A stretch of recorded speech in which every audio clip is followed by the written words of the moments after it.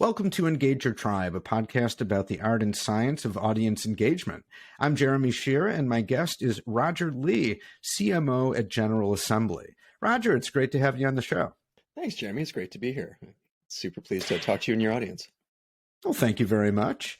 Engage Your Tribe is brought to you by Tribal Knowledge Podcasting. We are a full-service B2B podcasting agency, and we help brands use podcasting as a fun and efficient way to have authentic conversations with the people you need to get to know to grow your business. You can learn more at tribknowledge.com. So, Roger, back to you.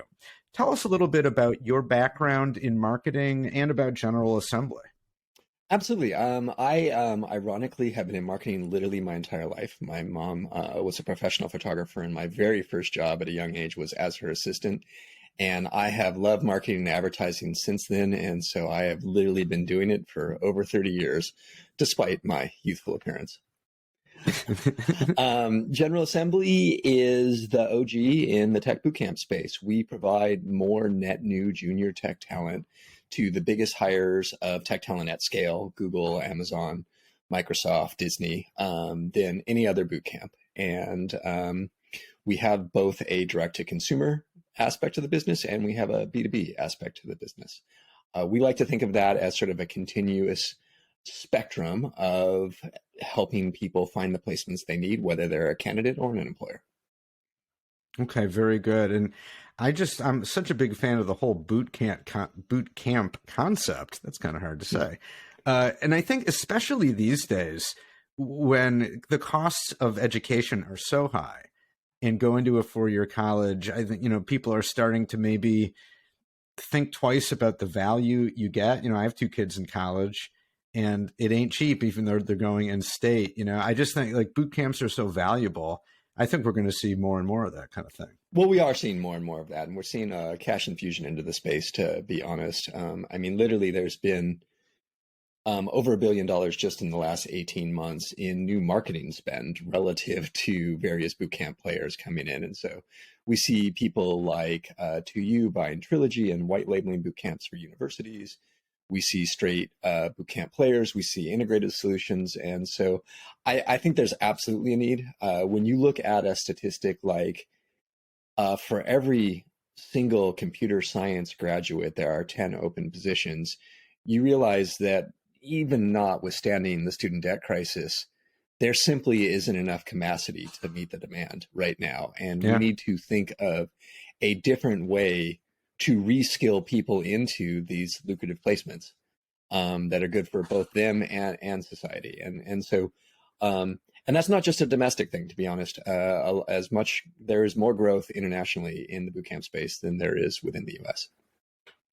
Very interesting.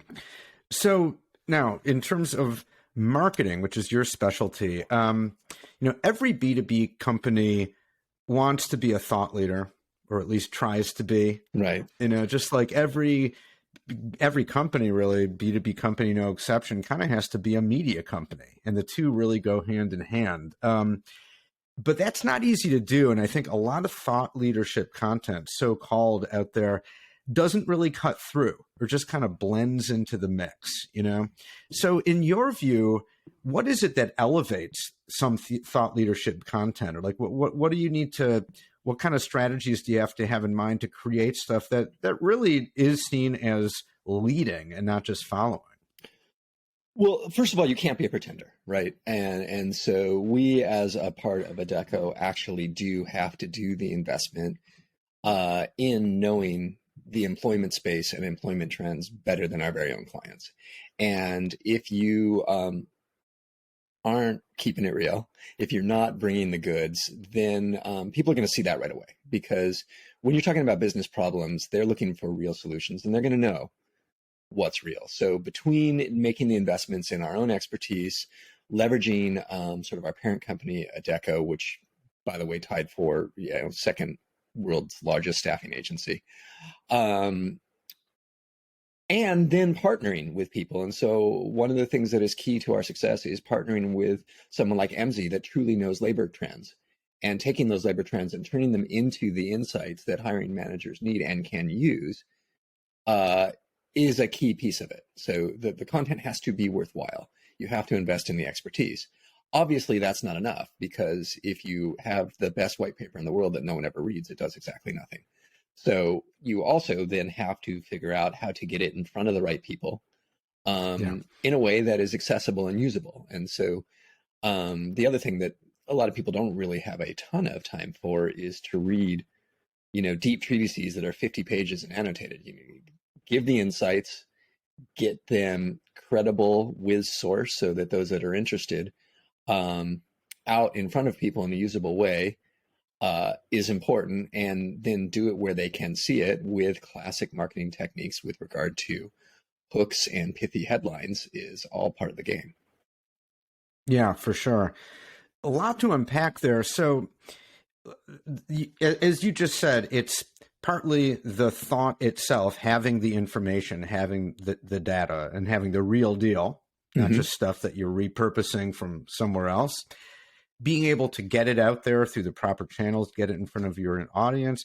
And then lastly, and I want to dwell on this a little bit more, packaging it in a way that makes it consumable and that's not going to, bore people, right? So to what extent do you think that thought leadership needs to be not only thought provoking, but also to a certain extent entertaining? Um, I mean, it's such a funny thing in the entertainment era where literally everything, news, politicians, all of it are, as much entertainment as anything else. But I don't personally start there. Where I start is a much more benefits driven place, which is, I like to remind people that I'm a target of B2B advertising myself as the CMO. And the number one thing that I would put out there is, if this doesn't immediately tell me it's going to solve a problem of mine, I will pay no attention to it whatsoever. If it can be Mm-hmm. entertaining along the way, great, but it's got to pass the bar of solving a problem of mine first. Mm-hmm. And in fact, it's got to solve one of my top 10 problems, right? Because I have 50 problems and I'm not even paying attention to the last 40 at any particular point in time. So it's got to be timely, it has to solve a problem, and then it has to be engaging beyond that, right? And so the headline tells me it's going to solve a problem, and then I get to it, and if it bores me, I'm probably going to disengage. That's true. But I would consider entertainment secondary. Okay. So probably engaging is higher on your list of priorities, as you just said. And so then I think that to me, like as a writer at heart, or as a trained writer, if you're talking about written material, right, like a white paper or any other written material, I would judge that in terms of its engagement quality on the how well is it written? Is it getting to the point? Is it concise? Does it flow?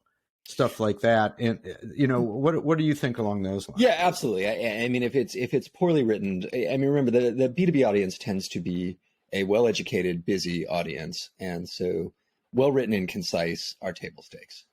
Yeah. Additional things that have to add to the technique is it needs to be scannable as well, because no matter what the topic is, the individual piece of the topic, different people are going to be interested in different parts. And I can't remember the last time I read a white paper, from front to back.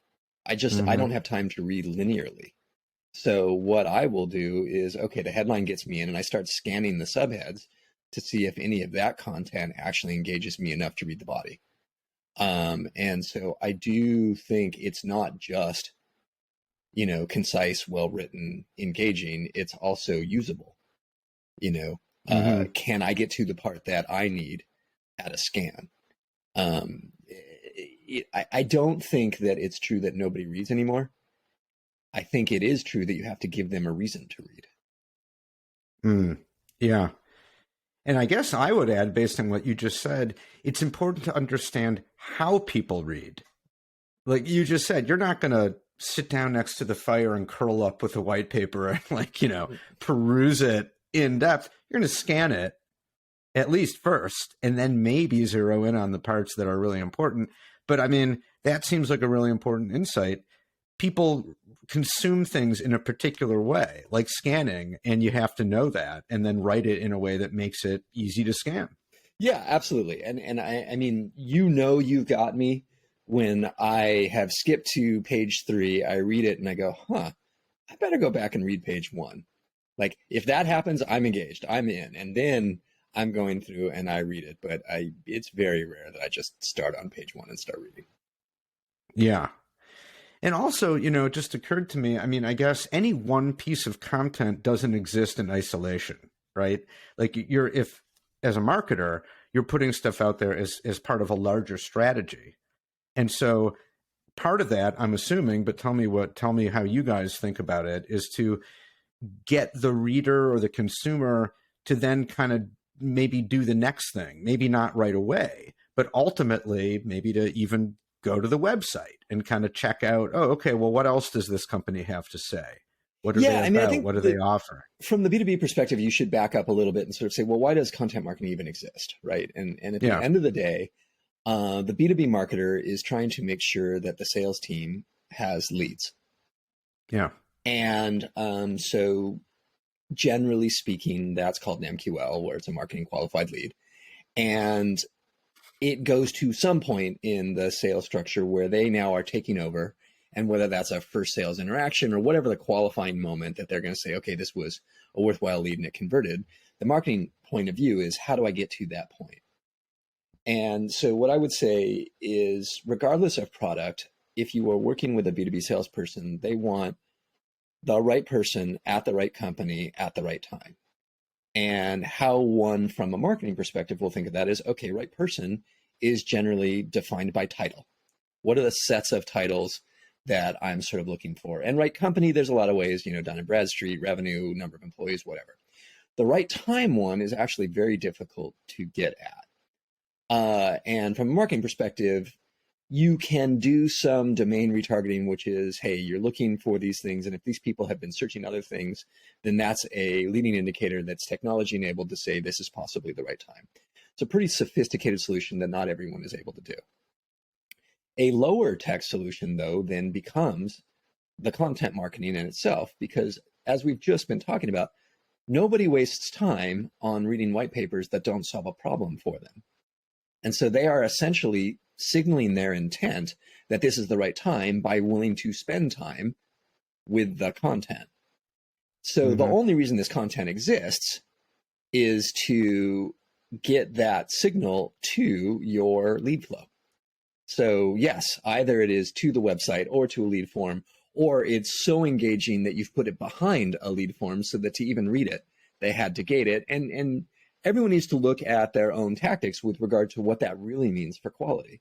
Because if you put it behind the gate, then, maybe it solves it, maybe it doesn't. And so you will potentially have a lower intent lead. Whereas if you put it in front of the gate and then there is a hand raising activity, like go to our site to find out more, fill out a form or whatever, generally speaking, you'll have a lower volume, but you'll have much higher intent because they've gone ahead and done something. And so I would say you would experiment within yourself relative to, are you optimizing for volume or are you optimizing for quality? It's my personal experience that anybody who is downstream of anyone else always complains about the quality of what they're getting. And anyone who is upstream of anyone else says, just work the volume that I give you, please. So, your mileage may vary, but I'd put that out there. Can you give me an example of how all this works at General Assembly? Example of a piece of content or a campaign that you guys have done that performed really well and kind of how you made it work. Well, for instance, the recent partnership with MZ, which is sort of a employment statistics and data collection company that then generates insights. We partnered with them to come up with insights for, financial services, for instance, is a group of people that we work with quite a bit. And everybody sort of has different sets of needs. And so you take this data and you package it into insights against known problems. And I know everyone probably has talked about the impact of the pandemic ad nauseum, but from a hiring perspective, the Great Resignation is real.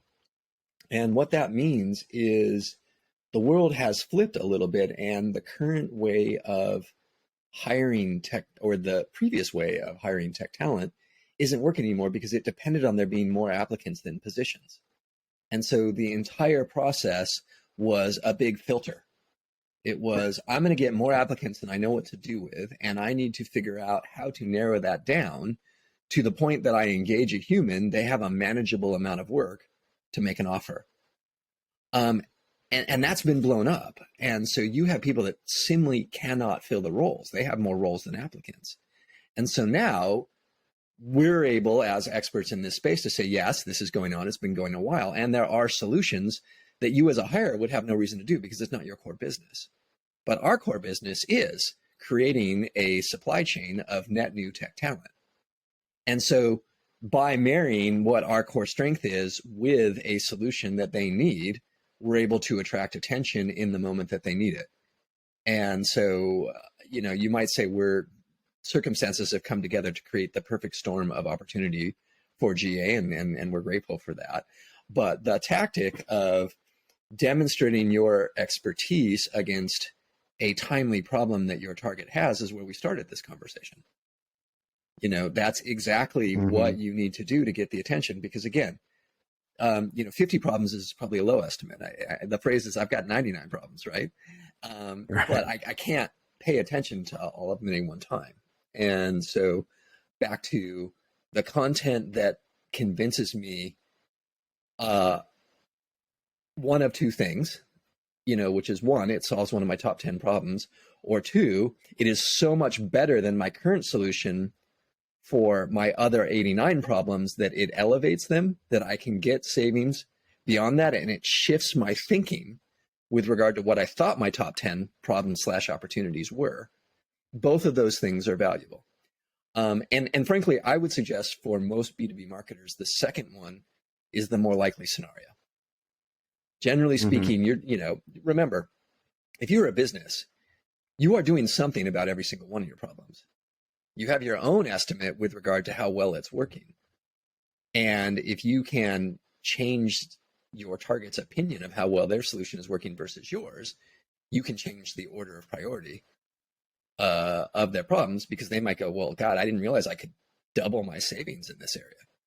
So I would suggest that is a probably more common scenario that is important in the B2B space. Yeah, wow, really interesting. So remember reading several months ago a study, I think it was a partnership from LinkedIn and Gartner, I think, although I might be getting that wrong, about thought leadership. And the point being, there were two kind of main takeaways that I remember. One, that buyers and decision makers do put quite a lot of stock in thought leadership and consume quite a bit of it. But also that, at least according to the study, they rated the vast majority of the thought leadership they come across as mediocre at best. Well, and only a small. Yeah, absolutely. Yeah, and I mean, Gartner's whole business model is based on that being true. So, we need Gartner to guide us to, okay, there's more solutions than you can possibly peruse. Many of them are bad. And so we have a business model of curating all of this thought leadership towards the stuff that's actually good and useful. Yeah. So, and it means, though, that a lot of companies are putting out stuff that the people they're trying to persuade are not impressed by. Like, in your view, what's at stake if you're publishing thought leadership stuff that's, mediocre, not great? Well, there's a financial reality in front of a lot of companies that they need sales to survive. And they may or may not have the investment dollars to do primary research to come up with something new or interesting. And so, content marketing and thought leadership get used synonymously, but they're not. Because you can have an intern write an article about anything, put it on LinkedIn with a fancy title and say, hey, check this out. And the financial reality is that for a smaller company that can't do that but needs leads, they may very well just be doing that. And so depending on size of opportunity and that sort of thing, there's just a lot to wade through. What is at stake, of course, is credibility. So I get some pretty poor content marketing sent my way. And I personally do notice volume of impressions from the same people, and that if it's poor, then I will discount them. I mean, the truth is I respond to far less than I get. Um, but I don't like block it all. And so what will happen is if I notice I'm getting really low quality stuff, I'll just blacklist that email address. Mm-hmm. And so, what's at stake is you don't know how many of your targets are doing that if you're putting out stuff that looks like spam. But we all have pretty sophisticated stuff that if you're even getting to me via email, you've already gone through a couple of spam filters. And if I then blacklist you, you've, lost whatever opportunity you paid to get my title into your database. Same thing sort of with LinkedIn, which is another classic place to just, you put it on your profile. As I get spammed by profiles that I don't trust, I simply blacklist them as well. And if you're a company trying to break through the clutter, I mean, that's the worst thing you can do, because then you end up buying money or putting impressions that are never even being seen. Indeed. Right. Wow. A lot of, I really like what you mentioned just now about content marketing and thought leadership often equated, but they're really not the same thing. Important differences. And I just made a mental note, do a podcast episode specifically about that. It's a great topic, really interesting. But that's for another day. Yeah, so enough. Right now, Roger, I just want to say thank you for your time, for your insights, and for a great discussion. Well, thank you for having me. I could talk about this kind of stuff all day, so I very much appreciate the opportunity to be on your show.